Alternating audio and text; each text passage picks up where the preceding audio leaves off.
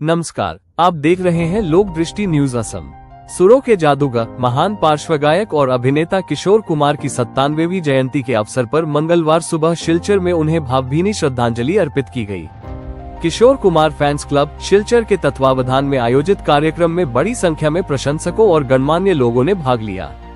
कार्यक्रम की शुरुआत शिलचर सर्किट हाउस परिसर में स्थापित किशोर कुमार की आवक्ष प्रतिमा पर पुष्पांजलि अर्पित कर की गई। उपस्थित लोगों ने महान कलाकार को श्रद्धा सुमन अर्पित किए और उनकी आत्मा की शांति के लिए प्रार्थना की। इस अवसर पर दैनिक सामयिक प्रसन्न के संपादक तैमूर राजा चौधरी, शिलचर नगर पालिका के पूर्व अध्यक्ष तमाल बने, जिला भाजपा के पूर्व अध्यक्ष उदय शंकर गोस्वामी, खेल आयोजक बाबुल हो, सांस्कृतिक कर्मी भास्कर दास, सुजीत दास, सुजन दत्त सहित अनेक गणमान्य व्यक्ति उपस्थित रहे। वक्ताओं ने किशोर कुमार के बहुआयामी व्यक्तित्व, उनके अमर गीतों और भारतीय संगीत जगत में उनके अतुलनीय योगदान को याद करते हुए उन्हें सच्ची श्रद्धांजलि अर्पित की। सभी ने कहा कि किशोर कुमार की आवाज और उनकी कला आने वाली पीढ़ियों को भी हमेशा प्रेरित करती रहेगी। शिलचर से संवाददाता रानू दत्ता की देखिए ये रिपोर्ट।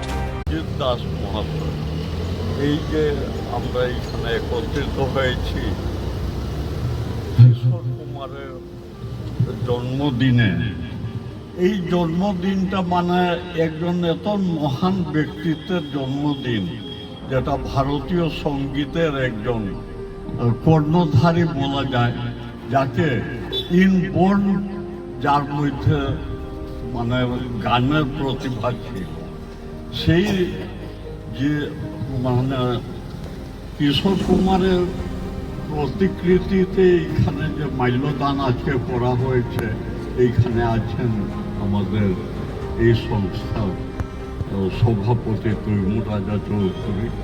এইখানে আমরা সবাই বিশিষ্ট ব্যক্তিরা উপস্থিত আছি। এইখানে প্রাণপুরুষ, এই সংস্থার প্রাণপুরুষ সুজিত কুমার দাস আছেন, ওনাকে আমার আন্তরিক শ্রদ্ধা। এবং কিশোর কুমারের স্মৃতিটা শিলচর তথা বরাকবাসীর মধ্যে যেভাবে উনি দিয়ে রেখেছেন, সেটা প্রশংসার। তবে আমি আজকে সবাইকে ধন্যবাদ দিয়ে আমার সংক্ষিপ্ত বক্তব্য এখানে আমরা সবাই একত্রিত হয়েছি। ভারতবর্ষ তথা বিশ্বের কিংবদন্তি শিল্পী কিশোর কুমার ভট্টাচার্যের প্রতি আমাদের শ্রদ্ধার্ঘ নিবেদন করার জন্য। আসলে বিষয়টা হচ্ছে, ভারতবর্ষে মুনি ঋষিদের তো অভাব নেই, তো প্রত্যেককে জিয়ে রাখতে হলে, প্রত্যেককে আগামী প্রজন্মের কাছে পৌঁছে দিতে গেলে আমাদের সবচাইতে যেটা বড় জিনিস দরকার, যে আমাদের বরাক উপত্যকা শুধু নয়, আসাম বা ভারতবর্ষের প্রত্যেক জায়গায় তাদের প্রতিকৃতি স্ট্যাচু নির্মাণ করে সেই জায়গায় বসানো, যে জায়গায় আমাদের নানাবিধি চর্চা হয়ে থাকে। যখন এই কিশোর কুমার যখন এই স্ট্যাচুর কথা এই সংস্থার প্রাণপুরুষ ভুলুদা নামে ওনাকে ডাকি, ভুলুদা যখন বলল, আমরা প্রচুর জায়গা দেখলাম, তখন কিন্তু বুঝলাম যে আজকে ডিস্ট্রিক্ট লাইব্রেরির মতো একটা জায়গা, যেখানটায় বিভিন্ন নাট্য চর্চা হয়, সঙ্গীত চর্চা হয়, বিভিন্ন ধরনের সাংস্কৃতিক অনুষ্ঠান হয়। তখন যখন মা বাবারা, অভিভাবকরা তাদের সন্তানাদিকে নিয়ে আসবেন এখানে, ওনারা যখন এখনকার প্রজন্ম যারা দেখবে একটা স্ট্যাচুকে, একটা পোর্ট্রেটকে দেখে জিজ্ঞেস করবে যে এটা কার, তখন অভিভাবকরা বলতে পারবে।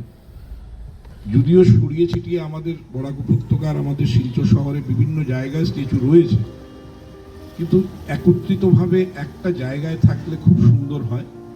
আমরা 2014-তে প্রশাসনকে সেই সময় বলেছিলাম, এখন আজও আমরা সেই কথাই বলি, যে আজকে ডিস্ট্রিক্ট লাইব্রেরির মতো একটা অডিটোরিয়াম শিলচর হচ্ছে, সেইখানটায় যদি আজকে রবীন্দ্রনাথের বলুন, কবি সুকান্তের কথা বলুন, নজরুল ইসলামের কথা বলুন, এরকম প্রত্যেকজন যারা মুনি ঋষিরা আছে, তাদের যদি এক একটা স্ট্যাচু ছোট্ট আকারেই হোক, তাদের কিছু ইতিহাস সেই স্ট্যাচুর নিচে লেখা থাকলো, সেই জিনিসগুলো যদি আমাদের এই অডিটোরিয়ামের সামনে করা যায়, আপনাদের মারফত এই বার্তাটা আমি পৌঁছে দিতে চাই বর্তমান প্রশাসনের কাছে, এবং ধন্যবাদ জানাই একাডেমিকে, কারণ প্রত্যেক বছর যেভাবে এই কিশোর কুমার ফ্যান্স ক্লাবের বদান্যতায় এই অনুষ্ঠান হয়ে থাকে এবং আজকেও বিকেলে অনুষ্ঠান হবে, আমি আবারও ধন্যবাদ জানাই তাদের সকল